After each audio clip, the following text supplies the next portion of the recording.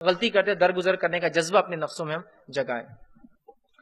آپ نے کہا کہ ایک عورت نے زنا کیا تھا تو آپ صلی اللہ علیہ وسلم نے اس کو سنگسار کی سزا دی۔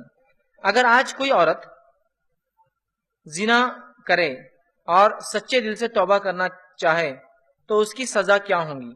دیکھیے، سب سے پہلی چیز تو یہ کہ زنا کی جو سزا ہے وہ تو تبھی دی جائیں گی جب اسلامی حکومت ہوں گی۔ اب چونکہ اسلامی حکومت نہیں ہے تو وہ سزا کا کفارہ جو ہے، مطلب سزا لے لینا، یہ کفارہ ایک قسم کا گناہ کا، اب وہ سزا کے طور پہ کفارہ تو کنڈیشن وہ تو اب ختم ہوگی۔ اب جو چیز باقی ہے وہ یہ سچی توبہ۔ چونکہ زنا کے بدلے سزا اگر شرعی حکومت ہوتی، وہ جا کر اپنے آپ کو بتاتا، وہ کیس ثابت ہوتا تو دی جاتی، لیکن اب وہ شرط تو ہے ہی نہیں، اس لیے کہ اب یہاں کوئی اسلامی حکومت نہیں رہا معاملہ۔ اب سچی توبہ کا معاملہ تو دروازہ ہمیشہ کے لیے کھلا ہے، تو اس معاملے میں عورت سچی توبہ کرے، اس معاملے میں مرد سچی توبہ کرے۔ لیکن آج زنا کا ایسا معاملہ ہو چکا ہے، اللہ رحم کرے، ایسی ایسی باتیں مشتق آتی ہیں، ایسے ایسے سوالات آتے ہیں کہ تعجب ہوتا ہے، کیا زنا کو ہم نے مذاق سمجھ لیا اور گناہوں کو ہم گناہ بھی نہیں سمجھ رہے؟ عجیب بات ہے، اور گناہوں کا علم بھی نہیں کہ گناہ ہے۔ یہ سب سے خطرناک چیز ہے۔ گناہ کرنا تو ایک چیز ہے، لیکن یہ پتہ ہی نہ ہو کہ یہ گناہ ہے، یہ کتنی خطرناک بات ہے، کتنی خطرناک بات ہے۔ ایک صاحب ایک مرتبہ جو سوال کرنے لگے کہ میں نے جو ہے روزے کی حالت میں زنا کیا تو اس کا کفارہ کیا ہے؟ کیا پوچھا سوال؟ روزے کی حالت میں نے زنا کیا، اس کا کفارہ کیا ہے؟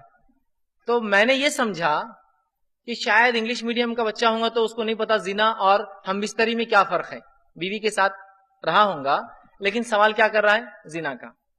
تو میں نے کہا اگر روزے کی حالت میں اگر انسان ہم بستری کر لے اپنی بیوی سے تو اس کا کفارہ 2 مہینے کے مسلسل روزے رکھنا 60 ڈیز یا 60 مسکینوں کو کھانا کھلانا۔ 2 مہینے کے روزے رکھنا، 60 مسکینوں کو کھانا کھلانا۔ میں نے جواب دیا اس کو، اس نے کہا نہیں، یہ کفارہ تو ہم بستری کا مجھے معلوم ہے، زنا کا کفارہ کیا ہے؟ سبحان، اسے پتہ ہی نہیں تھا کہ زنا جرم ہے، گناہ ہے، اس کو لگ رہا ہے یہ ایک عام بات ہے، اب کر لی تو اب کفارہ دے دینا ہے اس کو۔ کیسا خطرناک معاملہ ہوگا جب ہم کو گناہ معلوم ہی نہیں گناہ ہے، اور حالات اتنے بد سے بدتر ہوتے چلے جا رہے ہیں کہ اللہ رب العزت رحم کرے۔ بہت سارے ایسے مسلم علاقے ہیں جہاں ورجینٹی ٹیسٹ ہوتا ہے تو لوگ پھر رشتہ بھیجتے ہیں اور رشتہ قبول کرتے ہیں۔ حالات اس حد تک پہنچ چکے ہیں، یاد رکھیے کہ گناہ کو اور معصیت کو ہم گناہ بھی نہیں سمجھ رہے، کتنی بری بات ہے۔ لیکن بہرحال گناہ کسی بھی قسم کا ہو، اگر انسان سچی توبہ کرے اپنے رب سے، سچی توبہ، کیونکہ اب سزا والا کفارہ تو نہیں ہے باقی۔ کچھ سزائیں، کچھ گناہ ایسے جن کا کفارہ دے سکتا ہے انسان دنیا میں سزا کے طور پر، چوری کی ہاتھ کٹ گیا، کفارہ ہو گیا، اور دل میں توبہ کر لی تو پھر وہ بھی ختم ہو گیا۔ دل میں نادم نہیں ہے تو پھر تو اس کو خطرناک سزا، اس لیے کہ ہاتھ کٹے بعد بھی اس نے جو نادم نہیں ہوا۔ زنا کیا اس عورت نے، سزا کر لے لیا، اب تو وہ نہیں ہے، اب ایک معاملہ ہے وہ ہے توبہ کا، ہے نا۔ تو یہاں تو اور بھی سخت بات ہوئی نا، کوئی توبہ کرنا چاہے بھی تو کفارہ نہیں ہے اس کے لیے، تو یہ گناہ ہونے ہی نہ دے۔ لیکن آج معاملہ تو یہ ہے، حالت تو یہ ہے کہ جس کو میں سمجھتا ہوں بتانے کی ضرورت نہیں ہے، بتانے کی ضرورت نہیں، ایسے ایسے حالات اور واقعات سامنے آ رہے ہیں۔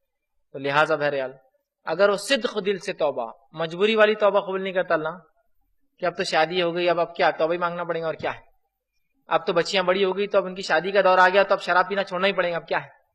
گناہ کو ان کے معصیت کی وجہ سے آپ چھوڑے، ان کی برائیوں اور خباثت کی وجہ سے چھوڑے، اگر سچی توبہ کریں گے انشاءاللہ العزیز ہم اپنے رب کو ضرور بھی ضرور توبہ قبول کرنے والا، گناہوں کو معاف کرنے والا انشاءاللہ پائیں گے۔